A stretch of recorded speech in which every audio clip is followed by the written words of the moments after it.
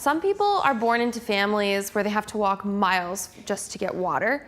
All I have to do is turn on a faucet. That's privilege. If you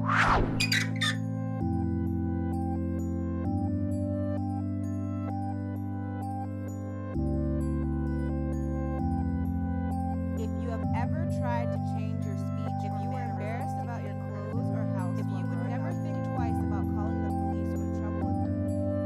I think privilege is when some people have some things and other people don't have things. I feel privilege is something that you don't even really have control over. I think it'd be silly for me to say I don't have a fair amount of privilege, considering like the country I live in and the job I get to do and the college I was allowed to go to. I suppose being a white male will help me end up somewhere towards the front, but I'll take a few steps back from being gay. I don't think I'll make it to the front. I think I'll maybe be in the middle. That's just the gut feeling I have.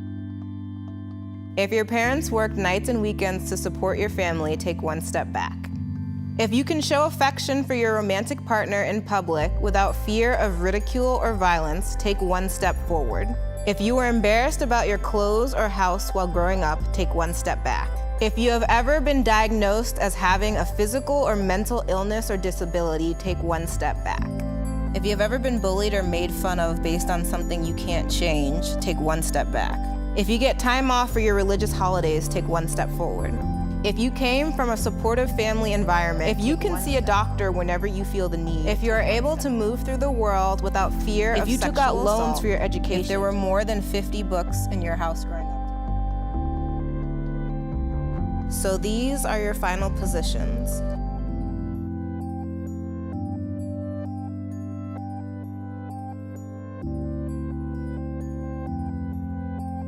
I think it felt kind of strange for everyone. It's a hard thing to discuss or even reflect on. It was very awkward. I think when you can represent it so visually like this and so immediately, it definitely takes on a new form. I think we were like all joking around in the beginning. It was pretty lighthearted, and as soon as the questions started coming in, the mood shifted immediately, and we all it was just silent. Just looking back and seeing like a bunch of people behind you is not a good feeling. It's like weird how you want to like hold on to explaining a certain privilege, like, oh, but that's not actually me because like I had to work really hard for that. So it's weird to like take a step forward when you feel like you're taking a step forward with someone else, but you wear a lot of the baggage of like how those things were hard. It was like more emotional than I thought it would be. It reminded me of when they talk about slavery in high school and you feel like angry for a few days, but then you just realize like, this is how it is.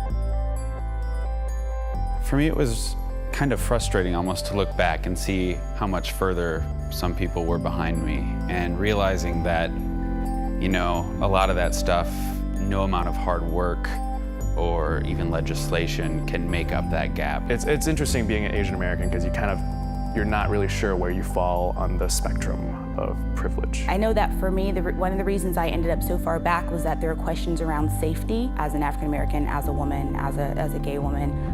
There are just so many different ways that I don't feel safe. I feel like I just learned to be grateful for what you have. You know, we're in such a huge society where it's always complaining about what you don't have. It just shows you that for some families, like each family, you're meant to do better. My grandparents did good, my parents did good, and I'll do even better. I do think if you're not like aware of privilege, you should do this exercise, but it's more complicated.